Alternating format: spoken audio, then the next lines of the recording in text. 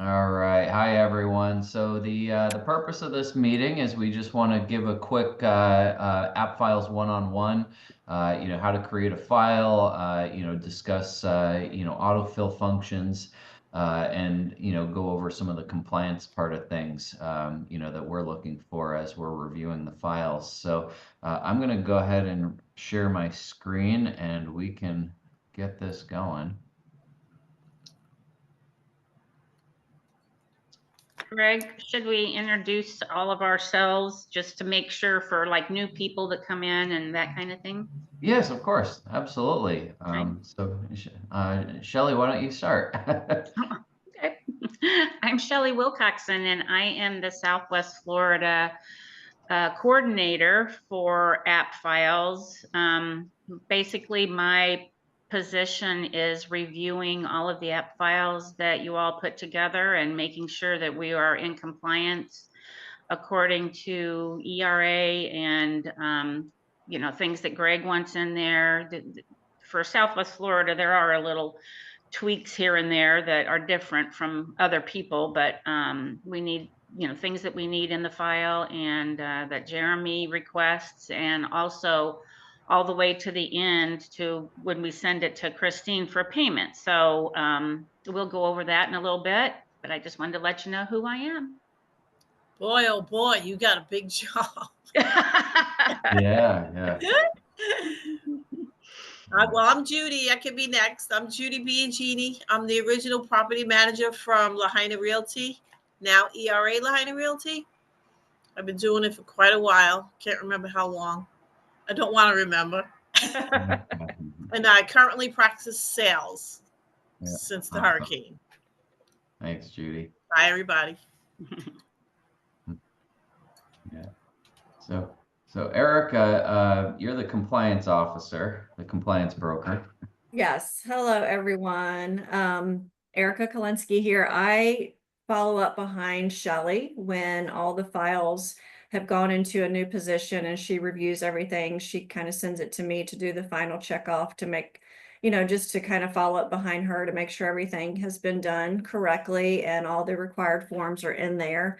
And then once you're closed, I do one final check and everything goes to Christine. So essentially, when we've got files, Shelley's going to be the first person within the brokerage to do a file review, and then once we get to the point where you're ready to close out your file and get paid, that's when Erica jumps in there and does a final review. I guess we can probably start by putting together a file. And also on a side note, when it comes to getting broker required documents signed, either Erica or myself can sign them. I'd say the protocol is probably to send it over to Erica for signing, but either one of us can do that for you. So I'm going to minimize this, and so to create a file, you're going to go into your app files home screen, and you're going to click new app file. But before I get into that, I want to just point out really quickly the form values section of app files. This is an area where you can pre-fill your documents.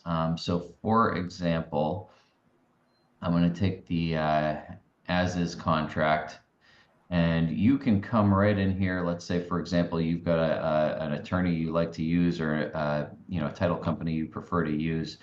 You can pre-fill this area. I'm actually going to delete these guys because I'm going to be working with security title moving forward. But if you have any parts of your contracts or any of your documents that you typically just know that you're going to work with, you can pre-fill these values, and every time you open up a new file with that document, your pre-filled values will be there. You will have the option of deleting them once you're in there, but at least it will already be filled out for you. So to start a file, you're going to come up to New App File. and then you're going to put your file name. I'd say for buyers, you're typically going to put the buyer name as your file name, and for a listing, you're generally going to put the property address as the file name. Is that do you have any additions to that, Shelley?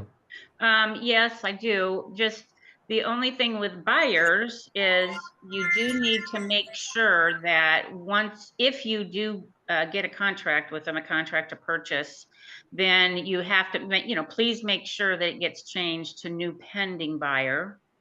And also that the address replaces the name on the file, because that's how we review the files, is by the address.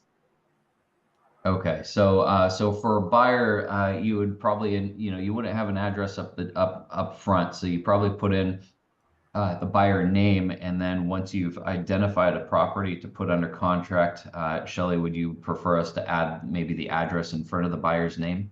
Perfect. Okay, all right. So then we're going to pick the buyer, the file type. This is going to be a buyer, so we will just pick buyer there. We will pretend this is just Greg buying a single family home. And for the customer source, we're ultimately just trying to figure out where you got your buyer from. So, this might be, agent personal transaction would be if you're buying or selling your own property. Agent produced lead is, oftentimes what I use because I get a lot of internet leads. So I'll pick that. And Shelley, is there anything that you would prefer we put into the notes section? There is things that should be in there, especially if it is a referral. I would like some notes in there with where the referral came from, that kind of thing. If there's a split, say you have a listing, maybe there's another agent involved in that listing, but they are not on the app file because they're not really producing it. There may be an in-house like referral or something like that. I would like to know what the split is. If it's two agents sharing the listing, I would like to know what the commission split is. That's very important when it goes to Christine to pay. Sometimes it's a 50-50 split. Sometimes one of the agents is only getting 25%, something like that. So I need to know that. That's pretty important. And if there's any more information about where that buyer lead or listing lead came from, it would be helpful to have it there as well. Okay, good. And if this was a listing, by the way, we would like you to tell us if you're going to borrow any of the office signs. So if we have any office owned for sale signs, Supra, open house signs, please keep notes of that in this section, which you can access once we get into the file. Just so that we can keep track of our inventory, and it also serves as a reminder to you that once you've closed out the file, that we need our equipment back. So this would be an area here. By default, these are going to be the users that are going to have access to your file, and these are always office staff. But let's say you've got a co-broke, an agent in the office that's going to be helping you out. You can just go ahead and click the plus sign, and that agent will then have equal access to this file as yourself.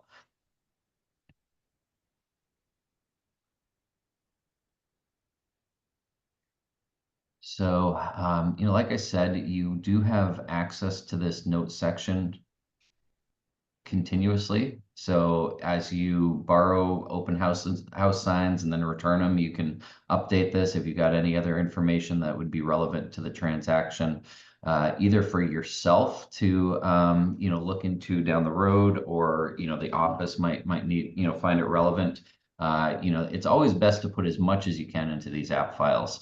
What we ultimately want is if you have to have a conversation with a buyer, seller, attorney, or a judge, say 5 years from now about this transaction, You want to make sure that this is as packed full as it can be with informations, both in your notes section and documents that you've added. So if you find it relevant to the transaction at all, it would be good to have everything added in here. So let's say that you received an elevation certificate that might come in handy when, after your buyer purchases the house, that elevation certificate might come in handy 3 years down the road when they decide that they want to sell it and upgrade. You can upload that file right here. So I'm going to go ahead and add a form. And we are going to go through these file packets real quick in the process. So this first section, we've put together form packets of documents that you might find handy. So for example, obviously, this is, the compensation packet. You're never going to be in a position where you select all. You're not going to need all of these documents. But you might be putting an offer together where you've got a seller's broker to buyer's broker agreement. When you put the listing together, you're going to need certainly need some kind of a buyer compensation agreement, which would be either your pre-touring, your showing agreement, or your exclusive buyer broker agreement. But one thing to keep in mind as you're adding these documents, it's going to put together a form packet as you continue to add them. So you might want to be aware of the order that you're putting these in. So for example, if I was going to be putting together a purchase agreement, I would want to start with the as-is purchase agreement. And you might want to reorganize this your own way. And then at that point, I would also want to add the compensation addendum, the seller's broker to buyer's broker. And then we can click add selected forms. And this has now created a form packet with all of these documents. And then at the top, you can click this little pencil and change the name of this packet.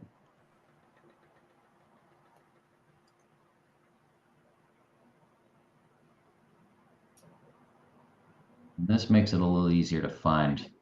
So by default, it's going to go into this general paper section over here. Once you click this, it's going to open up your form packet again.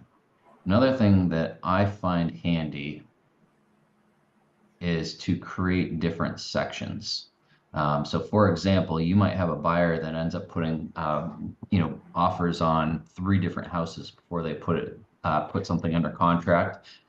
You'd probably want to make sure that you organize your file and hold on to every previous offer they've made under a different section. So in this case, today we're going to pretend we're making an offer on Carolyn's listing. And I'm going to call this packet by the name of the address, or this section. So now we've created a new section. We come back here. Now this paperwork is right here. Now the next thing that you're going to want to do is start to import values. We've got some really fun autofill functions here. So in this case, we know we're going to make an offer on Carolyn's listing. And we are going to copy and paste the MLS number. And that's going to find all sorts of great information for us. We're going to do a quick review, make sure that all makes sense. If you don't want something in there, you can uncheck the box, but we're going to work with everything. In this case, there's no seller to, so maybe we'll uncheck that box and we're going to click Start Import and Finish. Now, we're going to stick the buyer's name in here. And let's back out of this document. And we're going to click on the master buyer template. We're going to import the values from that document. So there's 11 values that are pre-filled. Once you click Start Import, all that information now is over here on the right-hand side. So I suggest regularly importing values over to this file information section. This is not only going to help you with future documents that you have to fill out, but this is also valuable information for us to just have in your file. You know, we want easy access to, you know, buyers and sellers and, you know, lenders as we're, you know, filling out documents in the background, you know, that you're not seeing as agents. So I want to show you, you know, how great this works. Now we're going to create an addendum. And we're going to import some values from the info field.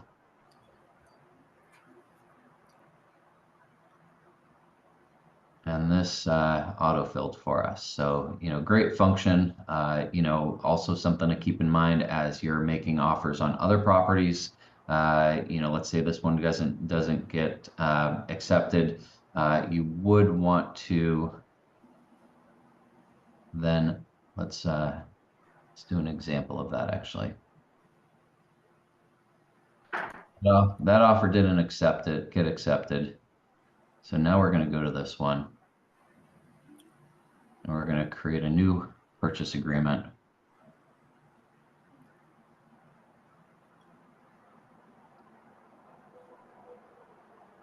Import values from the MLS with the new property.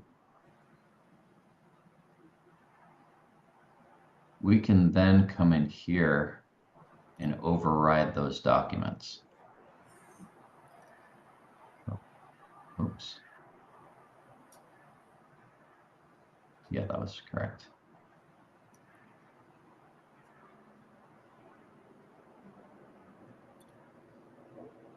So you can see this is now going to override the old information with our new information from this new listing. So, so that's that. Shelley, did you have anything you wanted to put in there? I don't think so. I think you covered it really well. Okay. I take that back. Let me say one thing, that the templates there on the right-hand side are super helpful for me when I'm having to put this particular sale or whatever into the brokerage engine that is the ERA system that allows you to get paid. So those templates are really helpful for me to get through it much quicker. Yeah. Perfect. So again, we can create a new section for this new offer to keep our paperwork organized. So you can see over here, we've got, you know, different sections for our different offers that we've been making. Another thing I want to point out here is this section, this financial section, can automatically do the math for you at the bottom. So let's say we are making, I don't recall how expensive this house is. Let's see here. So let's say we're going to make a $840,000 offer. With a $15,000 deposit, no additional deposit, and I always prefer we, you know, put a value in these, even if it's a zero. But let's say the buyer is going to put 20% down. What we can do is put 80% in this value. And you can see that just did all the math for us at the bottom, makes it kind of foolproof. So another thing to keep in mind for the closing date, it gives you the ability to, you know, use the calendar, but afterwards you may want to add this in there. That way, if you guys do want to close early, we don't have to worry about putting together addendums. Anyway, that's the purchase agreement. So now at this point, let's pretend it is the offer's accepted. And at this point, this file really probably hasn't been reviewed yet by Shelley. The next thing to keep in mind is that we need to notify the brokerage that you now have a pending file. So you can come in here and change this to new pending buyer. Click save. And as soon as that happens, Shelly is now notified that you've got a file that needs to be reviewed. So these are, the prompts that put, Shelly and Erica on notice that it's time for file review. Shelly, you've got some other ways that that prompt you to review files as well. I do go through the MLS daily to see what new listings there are, to see what expired listings there are, to see pending listings that we do have, to see where the process is in the file. So I do review that on a daily basis, and I also review on the home page on the right-hand side. I can see what files have been added as well, like buyer files, like buyers or new pending buyers, that kind of thing. So I do, yes, I do review that side as well on a daily basis. And so I apologize in advance if I look at one of your files and I do see something missing, and maybe you just haven't gotten to it yet. But if you have a purchase contract executed and you have an active MLS in the MLS system, you should have all the documents in there by then. So, but if I jump the gun on you, I apologize, but that's just what I do. All right, so over here, let's add another form that I want to point out to everyone. We have another form packet here called ERA required documents. These are documents that we want to have in every file. You don't necessarily have to add the required document file, but I'm going to show you this one real quick. Now, if you click this magnifying glass, it actually gives you a preview, so you don't even have to add it to the file to reference it. This top section here, these are documents when applicable that we need to have in our file. These are documents that are for state compliance and brokerage compliance. And then this bottom section here just outlines our review process in case you ever need to reference this down the road.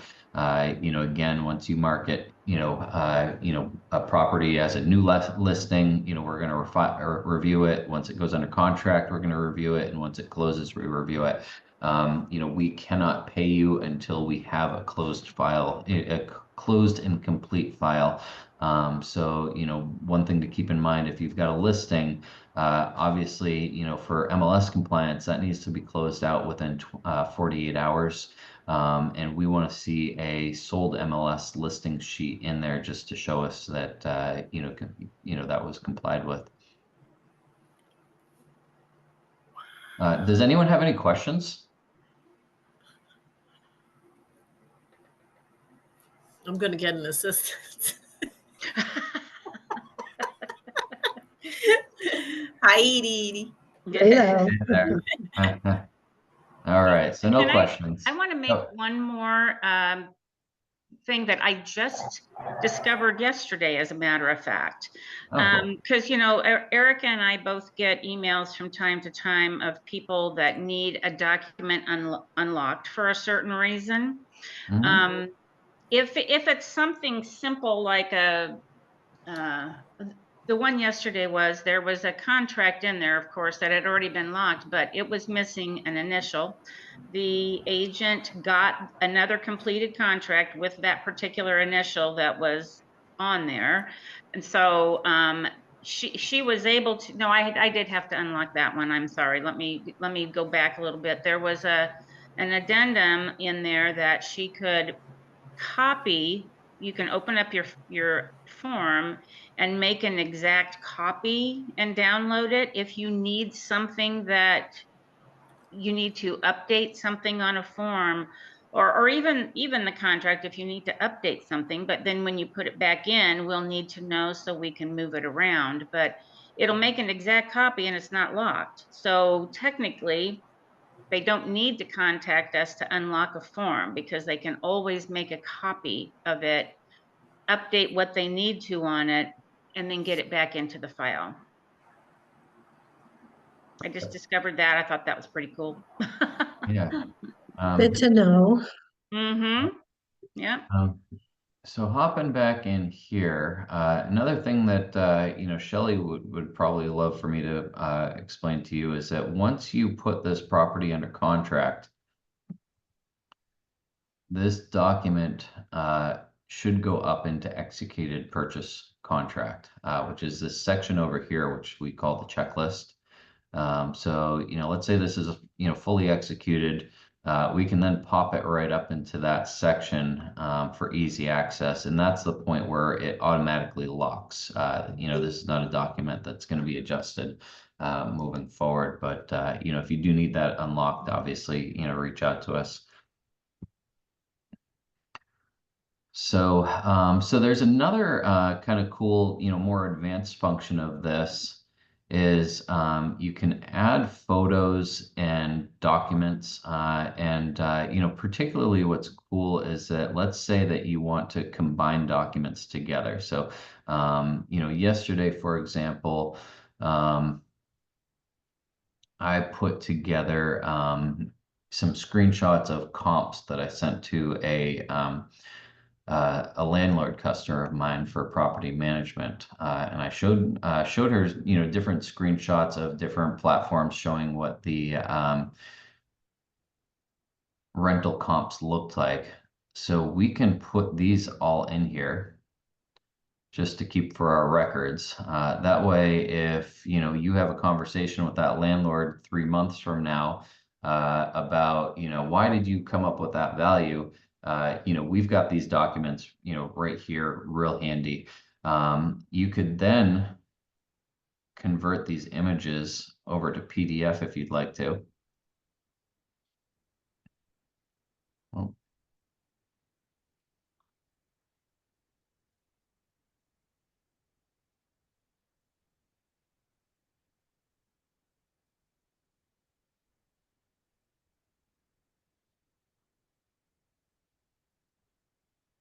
And now you've got them, I believe, all merged together by default. But you would be able to move these around as well. Let's say that we, let's say this is, a contract that was sent to you with pages out of order. You can reshuffle these and move them around. I haven't done it recently. Oh, here You we gotta go. do organized pages, yeah. Yeah, we can move these around and put them in the right order if they were numbered, and then hit save changes. You can also split some of them off if you'd like to. Let's say we don't want this to be in here anymore.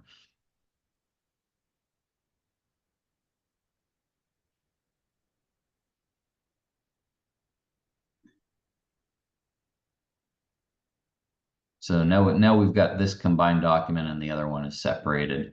Another thing to keep in mind, and I'm still getting to know this program as well, but I believe, okay, here we go. So we have each file has a specific email address that is assigned to it.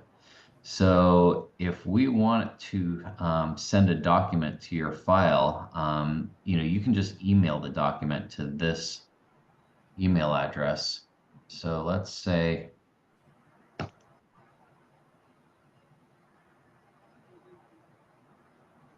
want to send this purchase paperwork packet over there. Hit send.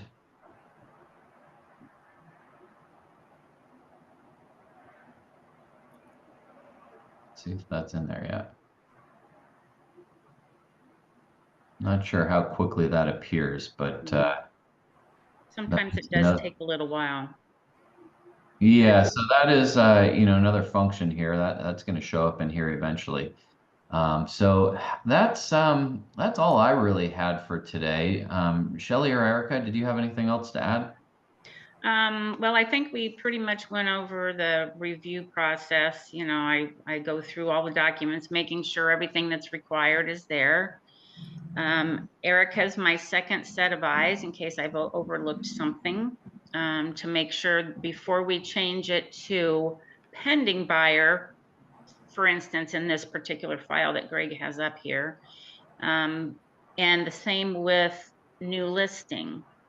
Please put them in, if you're doing a listing as new listing, don't change it to active listing. You shouldn't be able to actually, but don't change it until it has been reviewed. And then after I review it, send it to Erica, she reviews it, then she's the one that changes it to active listing. The same thing with a pending buyer. She's the one that changes it to pending from new. And then also the same with a listing, new pending listing. Don't change it to pending listing. Wait until we review it, and then Erica will change it to pending listing. That's the progress of the file. So. Correct. All right, and I see our email document made its way in here. Anyway, all right. Well, if no one has any questions, then we can probably wrap this up.